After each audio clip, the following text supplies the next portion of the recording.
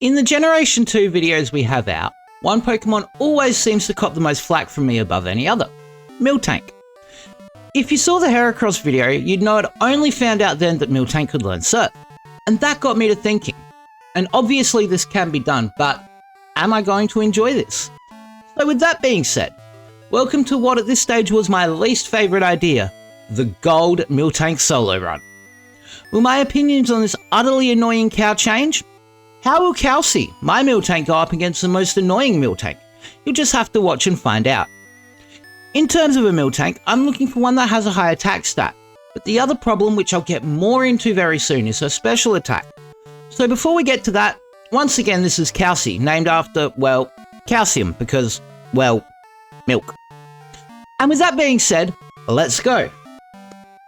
First thing you might notice is that going into the first rival battle, I'm still at level 5 and haven't gained any extra experience, and you might be wondering why.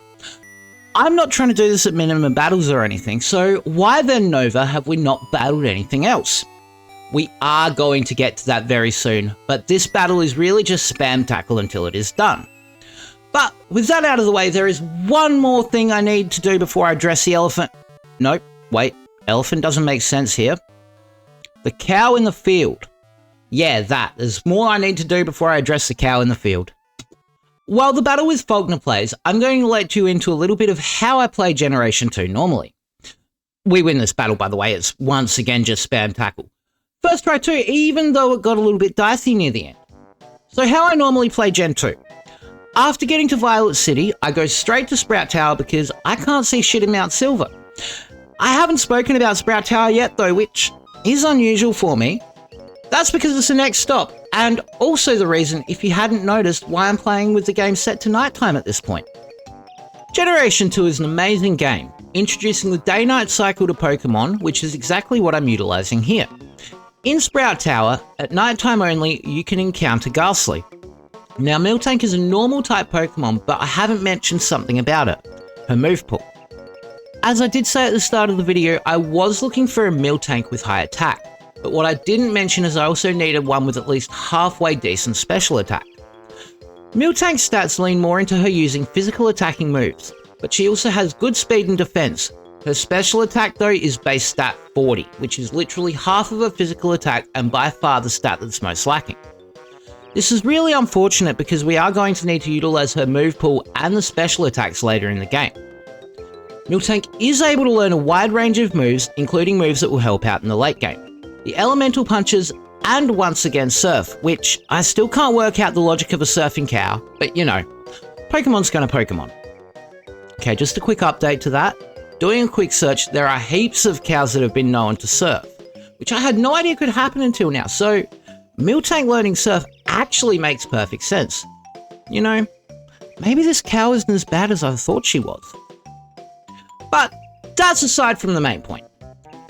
I'm here at Sprout Tower to knock out Ghastly and thank the 9 Divines that Miltank can learn Mudshot that we get from Faulkner, a flying type gym leader, who gave us a ground type move. The logic there is impeccable. I mean, Brock did give you Bide, which is a normal type move. I'm rambling now. Back on topic, Nova. Thing is though, I don't exactly know how many I need to KO to influence my stat experience. So I decided at a minimum of 30, and even if that does an extra 1/8 of damage to Pokemon in the late game, I will happily take that. With Miltank hopefully having gained a decent amount of stat experience and special attack though, it's time to face the next gym leader, Bugsy. And I could say it's 1,000 times, why he doesn't use a Generation 2 bug like Heracross, I have no idea. Even Shuckle or Caesar, the Lady Balloon or something like Spinarak would have been really cool to see in this battle. Instead though, we get Metapod, Kakuna, and Scyther. Seeing as Miltank learns Stomp at level 13 though, which over triples Mudslap's damage and also doubles tackles, plus eliminating the 5% chance to miss, this battle is really quite trivial. I've gotta say, Kelsey is not actually that bad as a Pokemon. I'm starting to think it may just be Whitney's Miltank that I had a serious problem with. Childhood trauma, that's what that is. There isn't any real point to commentate over this battle though, just because we'd go something like, Kelsey used Stomp for the 4th time, Scyther used Fury Cutter, we're both using the same moves here, but that is all about to change.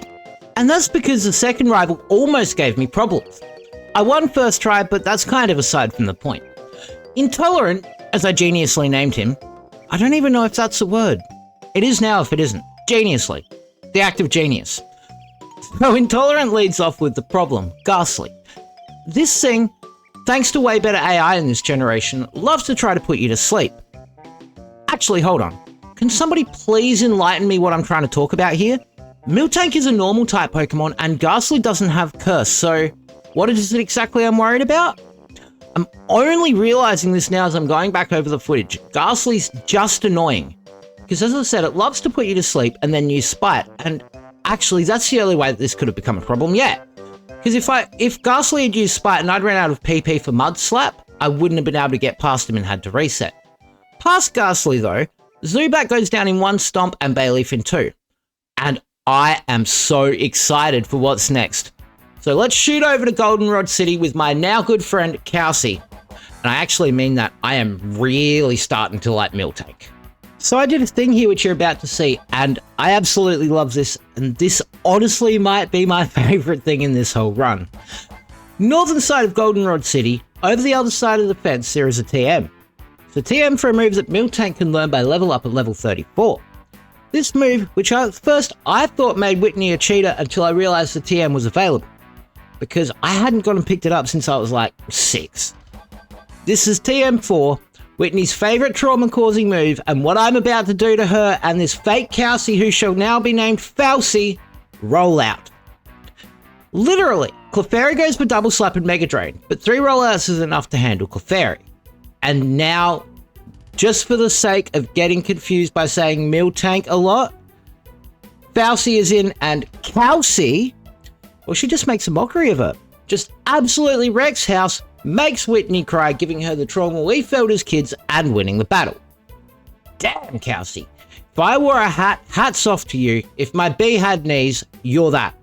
No offense, you aren't Heracross, but you are a damn solid Pokemon, and I've actually grown quite fond of you over the last hour or something of only using you.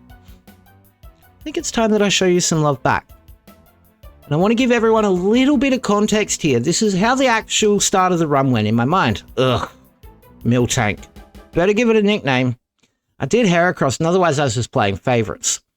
By the time we got to Falkner though, my mood to this run had improved and I was really starting to enjoy it. But, I kid you not, when I saw what a mockery she made of Whitney, I was all in. So Kels, let's get you a little present. TM27, return. As I said, she isn't Heracross, but she is a damn good Pokemon. With return and access to the elemental punches, we now have a far wider range of moves that we can utilise very soon. But for now, it's time to go to Ecruteak City to first facely face the Kimono Girls. Yep, that. Where I got the moves that started this idea. But also to face Morty. I had a quick think about the moveset and what I could use here, and it seems the best option at this point is still Rollout. That is going to change very soon with the gyms that are upcoming though. Strategy though seems to be working the first time. Ghastly got off a curse though, and Haunter put me to sleep, which means that I had to reset.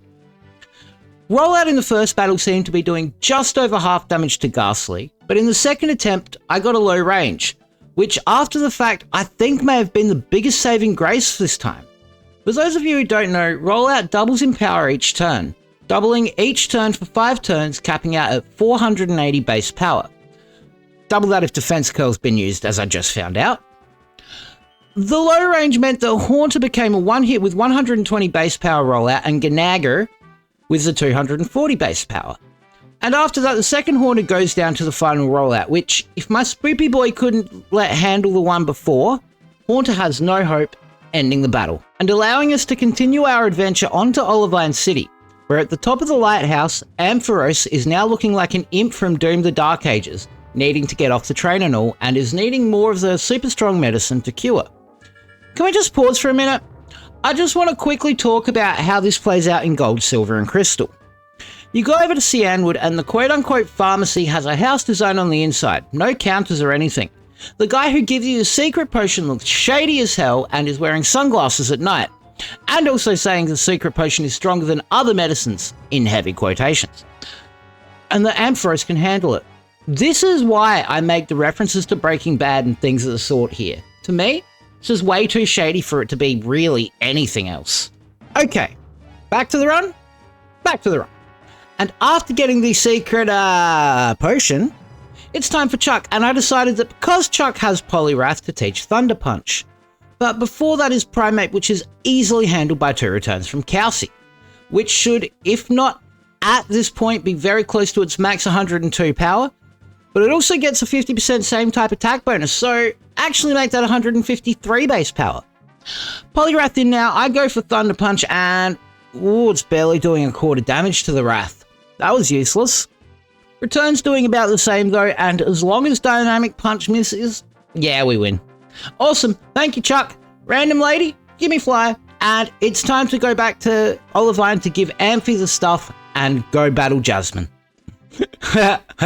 This part's going to be fun. Much like with teaching Thunder Punch for Chuck, I taught Fire Punch for Jasmine, but this battle, well, it was a battle. That's for sure. Jasmine opens with Magnemite and Fire Punch does good damage. Oh, see that? I'm learning! Paralysis Cure Berry because I was waiting for the Thunder Wave. Second Fire Punch ends the first Magnemite. First same as the second? Nah, not quite. Slightly more damage and a burn is always good though. Thunder Wave and we're paralyzed. No berry this time, and that's what I couldn't do anything about. And Supersonic, which honestly, I'll try to roll with it. And Magnemite goes down to the burn damage. Biblical. Iron Tail misses and Parafusion, yeah, this could go on for a bit. So, while we wait for a move to actually hit, which will be Iron Tail, what's your favorite moment in Pokemon? Let me know in the comments. Also, if it hasn't happened already, I reset the battle. I could hypothetically do it, but it would need the craziest ton of luck with Iron Tail missing each time and be able to hit through what? 3 more paralysis? Something like that? Coming back literally a level higher though, and in a freak twist I've never seen before, Magnemite goes for T-Bolt and doesn't paralyze. 2 Fire Punches and it's out. Not having used the berry. Second one comes in and gets a Thunder Wave off, and there's the berry. That was useless, Jasmine. Magnemite 2 goes down and we aren't paralyzed for Steelix now. Fire Punch is still doing about the same damage on Steelix, and after the first Iron Tail, if we get hit again, could be the end of the battle and we'll lose. Never mind, Steelix got burned. Watch what Iron Tail's about to do now. Nothing.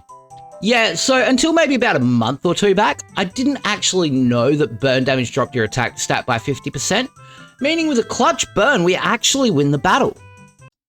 Wait, that guy said, oh man!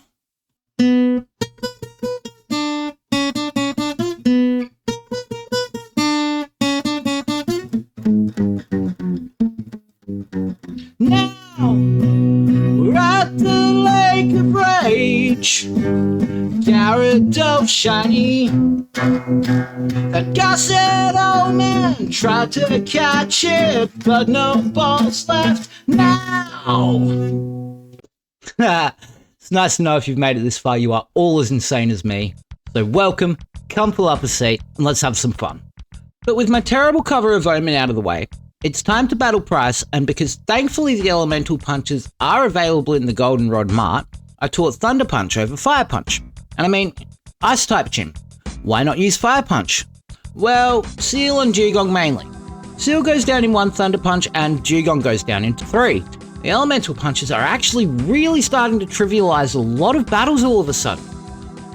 The only thing I didn't consider with this battle ahead of time is that Thunder Punch doesn't affect Piloswine. But that's why we have the power of friendship. With Return knocking it out in 2 hits, I love having same type attack bonus on Return. It's absolutely brilliant. Hey, what's that? You want me to talk about Ice Path? You mean Boulder Hell? Okay, fine. I'm just complaining about the Boulder puzzles. Like, I get it. You need a reason to have strengths as a HM, but at that point, shouldn't it be where it just becomes redundant? Like, Rock Smash, I get it, you get an encounter. Surf is the same, but Strength? Same for Waterfall and Whirlpool, to be honest. I don't feel like they're needed. Yeah, the switch mechanic in Victory Road in Gen 1, that's cool. This is just, Boulder go drop, you go forward. And that's just really banal to me. Okay, rant out of the way, Time for Claire? Awesome! I don't have to mention the boulders in her gym because I actually somewhat have a grasp on them now. You know what? That's even better! While I was in Boulder Hell though, I also grabbed the Never Melt Ice because that is going to help out majorly in this battle. Once again, Miltank has a low special attack stat. Ice type moves are special moves, so anything that the Never Melt Ice can do in this situation is fantastic. Claire leads off with 3 Dragonair in a row, each of which going down to 2 Icy Winds, which I got from freezing Price out. I don't know how much the Never Melt Ice actually helped here, but I'm going to say it's the reason they went down so easily. Kingdra is Claire's final Pokemon, and oh wow, Thunder Punch is doing sweet nothing really. Same with Icy Wind. Kingdra keeps going for Smoke Screen, which can just get plain annoying. Finally, I decide to stop messing about and one return finish the battle, defeating Claire. And when we go to the den to get the Dragon Fang, giving us all 8 badges and finally able to move on to the Elite Four. Oh, I don't have any footage of the last rival battle? Well, that's annoying. I won it convincingly. I don't think Miltank actually took any damage either. So, as for the Elite Four, first try I decided just to go straight Raw Dog and go in without leveling up any further or using any of the few rare candies that I had. Let's see how this goes. First up is Will. Thunder Punch does about 3/4 damage to Xatu. Ooh, Paralysis, nice. Confuse Ray hits, but a second Thunder Punch and there goes Xatu. Jinx in now and... oh, I forgot to teach Fire Punch. I get hurt by Confusion and Psychic takes me to almost half health. And one return and Jinx is out on the next turn. Icy Wind doing about half to Exeggutor and Psychic leaves us with 9 health. Second Icy Wind knocks it out, but I don't like how this is going. Slowbro in and Thunder Punch is not doing enough to knock it out in one hit. One more Psychic and damn, we lose. Yeah, that's kinda not really how I was expecting that to go. I actually did the smart thing though and wasn't stubborn, so coming back with a few more levels at level 53, let's see if we can do any better now. I taught Shadow Ball for Thunder Punch because Shadow Ball is a physical attacking move, allowing us to knock out Xatu on the first hit. Same with Jinx. As a matter of fact, the only Pokemon that Shadow Ball doesn't one-shot is Slowbro. Actually, that was really smart, me. Well done. Have a cookie. But with Xatu taken down on the last Shadow Ball, Will is finally out of the way and we can move on to the next member of the Elite Four. It's time for Koga though, and while we get to the battle itself, I don't think that he is much of a threat in Gold, Silver, Crystal than he was in the Gen 1 games. I remember him absolutely wrecking me with Toxic multiple times in one playthrough and a lot of frustration. But here, well, let's see what happens. Area Dose starts things off, and you can tell this is my first time in Koga because I'm tossing up which move to pick.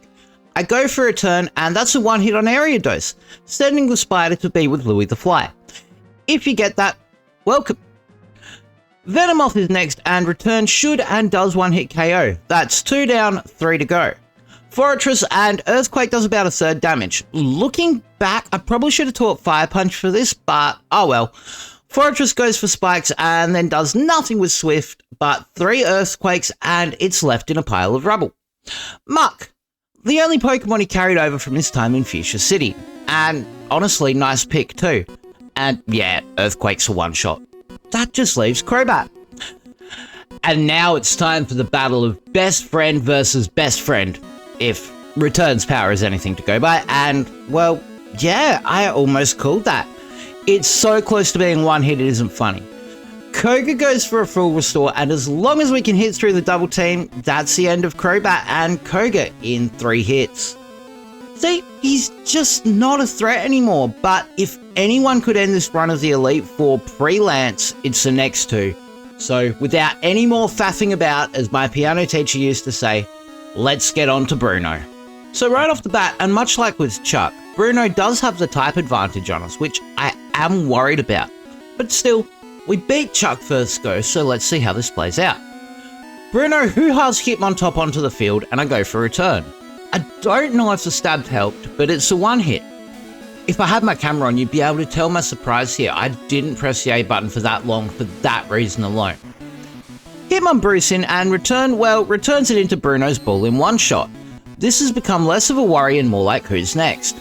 Hitmonchan outspeeds and damages Miltank for the first time in this battle, but is returned first class back to Hong Kong.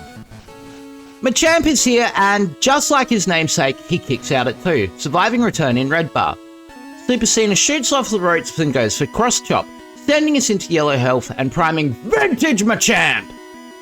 Max Potion and return puts us into the same spot. And there it goes, Machamp's retirement, having to hang up the boots forever and riding off into the sunset. And that leaves Onix. And I am so glad that Kelsey can learn Earthquake, because there goes Onix. How? How have both fighting type battles been first try wins? With 60% of the gauntlet ran, now is not a time though to get penisy. Or cocky, kid. Either one works. Because now we have Karen, the boss of them all. The one who will battle instead of wanting to see a manager. There's no phone videos here, just dark type Pokemon and a dream to get to Lance that hangs on this. Umbreon starts off and return does more damage than I thought. Confused Ray hits and there's a Bitterberry, let's go! There's Umbreon down. Vileplume's in now and return should take out Vileplume in one... Oh, never mind, it's on 1 HP. And we're paralyzed now, great. Second return finishes Vileplume, but the woods are starting to get a bit Jamesy. Gengar and Curse to be expected. Shit, this is revenge for knocking out all those Ghastly at the start, isn't it? Earthquake hits and that's all I can ask for. That's Gengar, but now we have Paralysis and Curse. This is going south quick. I decide to go for return on Murkrow, and I don't know if the stab or crit or both mattered, but we hit through Paralysis and one hit Murkrow, and that just leaves Houndoom, the Dark Ages. Doom Eternal decides to use its Flame Belch, but it leaves us with over half health and we hit through Paralysis and send Doom back to hell on earth. I'm a bit shocked, and I mean, yeah, it's a 25% chance to get fully paralyzed only, but to not get fully paralyzed once plus taking no damage from Curse as well, has to be luck over 9,000 for sure. I am taking it though. And now it all rests on one more battle. Lance, the champion. Will I be even able to get past his Gyarados? I mean, probably. Aerodactyl is pretty scary, so let's do this. First things first, the aforementioned Gyarados. Return doesn't one-shot, but I know I'm safe here because the AI loves to go for Rain Dance. Another return ends Gyarados, but I don't know if that crit mattered or not. Oh, hello Dragonite, you're early. Icy Wind's doing about 3/4 damage. Thunderwave misses and Icy Wind hits again, and that's the first Dragonite. Next Dragonite my strategy stays the same, but Lance goes for Hyper Beam. With the recharge turn thanks to the Hyper Beam, the second Icy Wind is all it takes to knock it out, and there go two underlevel Dragonite. Aerodactyl finally comes out now, and I was a little bit more worried about this than the Dragonite. Yeah, Icy Wind's doing under half, it's going to be a 3-hit. Hyper Beam though, we just need Icy Wind not to miss, and I'm going for Return to make sure it goes down, because I don't want it to miss and then get destroyed. Charizard, and you see my instant regret, I didn't teach Thunder Punch. I would use Return here, and ooh, Charizard's in red bar. Flamethrower does good damage, and now I'm starting to get worried, but Charizard goes down the next turn. And it's a 1v1 now. But Dragonite can easily beat me next turn if I'm unlucky. Icy Wind, and it goes for Outrage. Oh my god. I think the level up saved Miltank there. Icy Wind hits. Oh my god, we did it. Talk about a lucky Elite Four, like holy hell. Bruno could have wrecked us but didn't. Karen had us up against the ropes but couldn't get the job done. And that unintended level up right before Lance sends out his final Pokemon, most likely giving us a defense and HP to tank Outrage, you actually cannot write that. Aside from Will, that was all first try. But we all know there's still 2 more important battles to this game. So while we get inducted into the Hall of Fame, I want to answer the question that I asked at the start of the video. Have my opinions on Miltank changed? This cow that when I did the Heracross run was the only other Pokemon that I gave a nickname, and that was Milk Bitch. And that's because I thought I hated this Pokemon. Or at least, I thought I did. In reality, it's only Whitney's Miltank, and that's because of childhood trauma from it destroying my Quilava about 87 times in a row.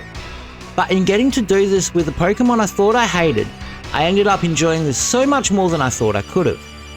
So I will say this, while Miltank isn't up on a level with Heracross, this Pokemon is beyond cool and I'm going to use her so much more in playthroughs now, I feel. But with all that out of the way, it's time to go to the final 2 battles and find out how Kelsey is going to do by herself against Blue and then the real final boss, Red. Firstly though, it's Blue, and to be honest, he's all talk no game. His Pokemon are a higher level than literally everything else in Kanto to this point, but I don't see this being too difficult of a battle. Blue leads with Pidgeot and Ice Punch goes over half and it freezes! I had to teach over Icy Wind at some point, but I still had this from Goldenrod, and second Icy Punch knocks it out, but shit, that's classic. Blue sends in Alakazam, but return is all it takes thanks to Alakazam's terrible defense and our base, what, 153 or something return? Yeah, that was never going to be an issue.